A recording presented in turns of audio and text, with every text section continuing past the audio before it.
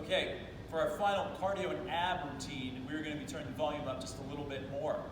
So for the cardio routine, we're just going to follow a 2-to-1 ratio, but we're going to go high intensity to low intensity. So the 2 indicates that we're going to be doing double the length in the high intensity area as our low intensity area. So the way it's going to work is this. We're going to start with a 5-minute warm up, and then you're going to go as hard as you can for 1 minute, and then you can go light for 30 seconds. Then you go as hard as you can for 1 minute, and then light for 30 seconds. And again, you can choose any form of cardio that you'd like. So repeat that sequence 15 times, and then finish with a 5-minute cool down. So to refresh your memory on that, it's a 5-minute warm up, and then it's an alternating routine of 1 minute high intensity, 30 seconds low intensity, 15 times, and then a 5-minute cool down. Got it? Cool. Okay, now onto the abs. We're gonna need a BOSU, and well, I'm on a hardwood floor, so I have a mat here. If you have a soft floor, that's totally fine, but I suggest use a mat because you're gonna need it. Here's the first thing we're gonna do. Seated knee pull-ins.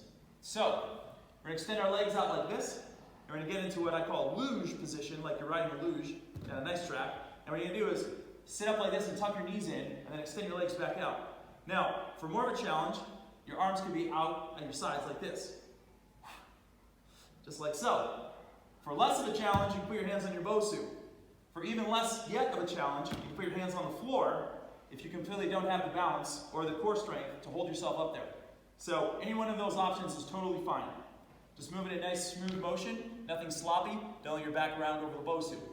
Okay, our next drill is going to be I call these side scratchers. So we're going to come into a sideline position on the BOSU with your forearm on the ground to brace yourself. And we're going to raise our legs up off the ground and place our hand on the side of our head. Now what we're going to do is we're going to pull our knees in, and we're going to do a little crunch here and aim our elbow toward our bottom knee. And then we're going to extend our legs back out, and then we're going to crunch in like this.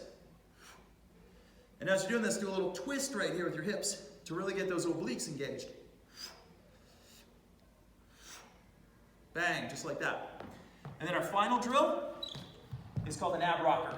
So we're going to lie on our back, arms overhead like this. And what we're going to do is bring our legs up in the air and get a rocking motion going like this. So we're going to go back and forth, kind of like the bottom pillar of a rocking chair. Now notice when I'm coming up, I'm not pulling my arms forward like this.